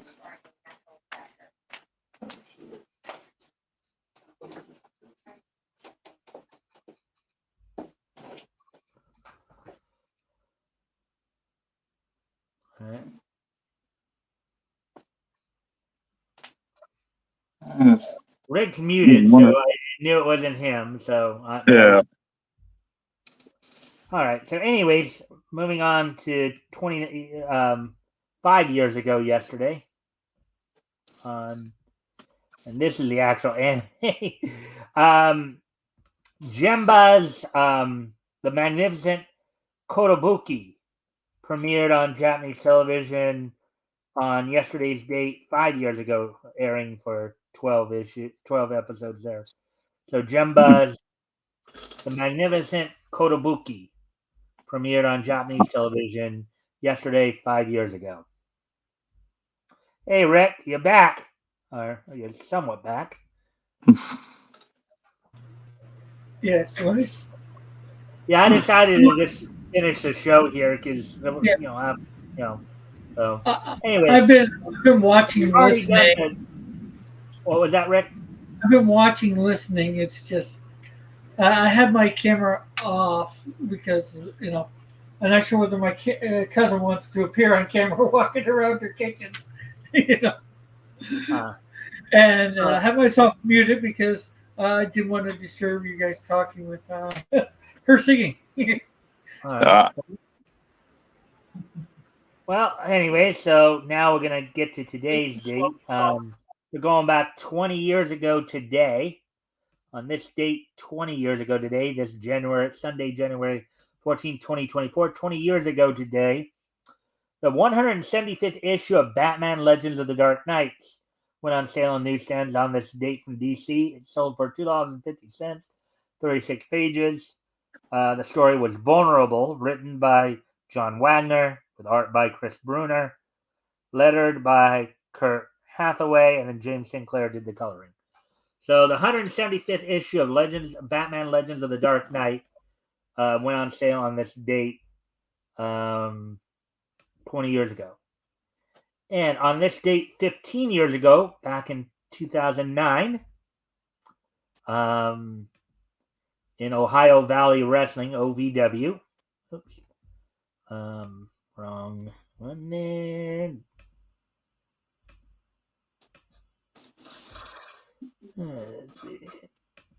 On this date, 15 years ago today, from Ohio Valley Wrestling, Von Lilas would defeat Idol Stevens for the OVW Heavyweight Champion. Idol Stevens, also known as Aaron Stevens, also known as Damien Mizdow of the WWE, currently a manager in the NWA right now, managing the current NWA World Tag Team Champions Blunt Force Trauma. So on this date, 15 years ago today, Von Lilas defeated Idol Stevens for the OVW Heavyweight Championship.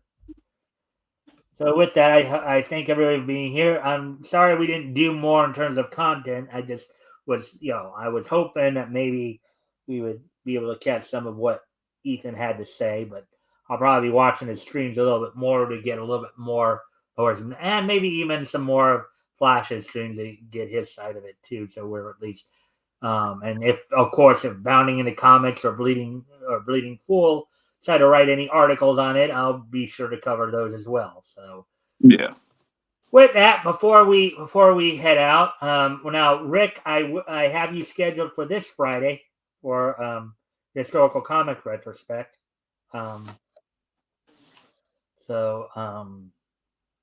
You ready for that?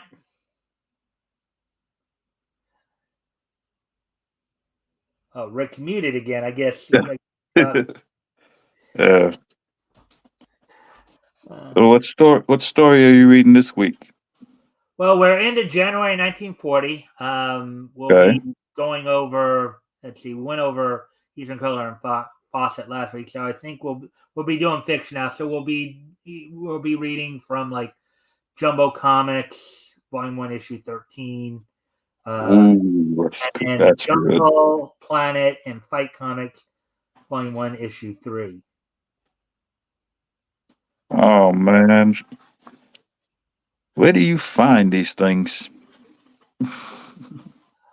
Well, I found a couple like my baseline site, Mike's Amazing World of Comics. That's just an indexing site that I found, and then went looking for the actual comics themselves. Found a couple of sites that did have some of those older comics. So maybe if we can get you in as a co-host one of these days, you can see. Well, Yeah, you saw once before because you were a co-host. So yeah. I do have some dates in February that are open if you're interested in coming on co-hosting during I have the 16th. I still have the 16th, the 16th, the 23rd, and 16th, 23rd, and March 1st all still open if you're interested. Of right now the January 1940 coverage. Interested. Put me down. Put me down for March 1st. March 1st? Okay, I'll do that. Yeah. And then also you can go to my YouTube channel and go to my community tab, and it has a list of everybody there. So I'll put you down then for March the 1st. We'll be going over stuff from United Features. So Now those are going to be interesting. I know Diana was liked a lot of stories that we were reading in Fawcett the other day. Rick, I don't know I know you're muted, but I don't know if you can hear me, but we are kind of trying to wind down the show here, so you might want to come back on. Yeah. I'm like I said, half watching, and I was taking in and out the earphone while talking to my cousin, But yeah, so, I know. So I see you did that you're with me I have you scheduled to this Friday, right? Yeah, this Friday. We're doing what? We'll be reading through Fiction House. We'll be Fiction House. The comics went on sale from Fiction House. We'll be reading from Jumbo Comics, Volume 1, Issue 13. Jungle, Fight, and Planet Comics, Volume 1, Issue 3. So we'll be reading one story from each of those last three, and then the Sheena, Queen of the Jungle, and Stewart in Weird Stories of the Supernatural, and Jumbo Comics. So we'll be reading 5 stories. And then, hopefully by Friday, I will know where I'm staying, whether I'll have internet or not, because till I know I have it. Because when I go to BC, I may not have internet where I am, so I might not be able to join you. You might not be able to schedule another one, but I just got Terry. I got him to commit to March the 1st. So, that's cool.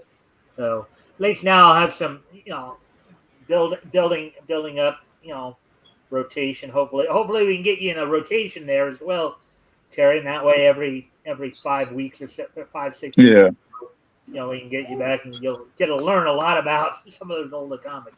Anyway, so with all that being done and said, I guess I forgot to give you a chance to intro Rick earlier as well.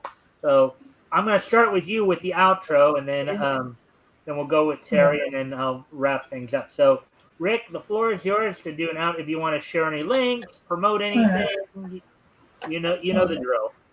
Go for it. As most know, I'm Rick Piper. I do comic books. My main character, one of my main characters is Canadian Shield, and here is I'm putting a link to one of my latest videos on me doing part of page 17. I think it's the second part of me doing page 17. So yeah, go check that out. Like, subscribe, all that stuff over my channel. All right, there's the link to that. You guys want to check that out? Because I'm down to not that as much. I went down a sub today. I'm down to 831. I want to get up over the 1,000, so hopefully I can start making a little bit of money through YouTube. And hopefully I'll be able to start putting up more videos even when I go west. I'm trying to find a place that I'll have internet with on a regular basis. All right. So anything else, Rick, or shall we move on to Terry? You can move on to Terry. All right, Terry, you're up. Mary again. Terry. Well, Mary as it as I Murphy. said- If you want to again promote anything, share any links. Well, the the only thing story. I can promote right now is my Instagram page where you can see all my new artwork. It's under the same name as my YouTube channel. All right. Cool.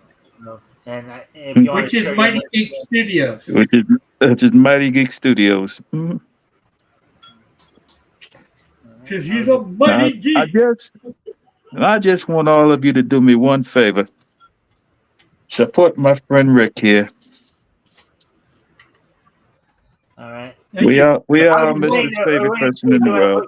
put the link up to links up yet, Mighty Geek or Terry. That's why I didn't. But if you're not, that's cool too. All right. So, anyways, well, I thank everybody for being here tonight. We and granted, I'm sorry that we didn't really get to talk about much. I was hoping we could have got more into what Ethan was saying, but that was kind of dragging on. So, but I will be looking into that stuff a little bit more. Oh, were you about to say something? What I'll do is, tomorrow or something like that, I'll go through it and see whether I can pick out the spots where he's talking about the whole thing. And, maybe next week on next week's show. And Rick, if you want to try to invite John Diller too, and so he can give his take on it. But I may have to start going back and watching live. Well, I prefer to watch live streams live. Yeah, because I want to be interactive with it. But I have I've watched some of Nick Rekida's streams before after they were done. Because there was information there. So I've done it before too. But with that, now don't forget, of course, we're back here tomorrow with more Niche News. We have the Niche Newscast Monday through Thursday at 6, and then on Friday at 6 of our historical comic retrospect. As this week, of course, Rick Piper from Cross Comics will be with us. We're going over comics that went on sale in January 1940. This week, of course, we'll be covering the comics that went on sale in January 1940 from Fiction House Publications, which include, of course, Jumbo Comics Volume 1, Issue 13, Jungle Fight, and Planet Comics Volume 1, Issue 3. And Rick, of course, I'll send you the links to those, so you can preview them if you want, as you've requested in the past. So with that, I thank everybody for being here, and I hope to see everybody back here tomorrow. Bye. Just remember, it's a day away.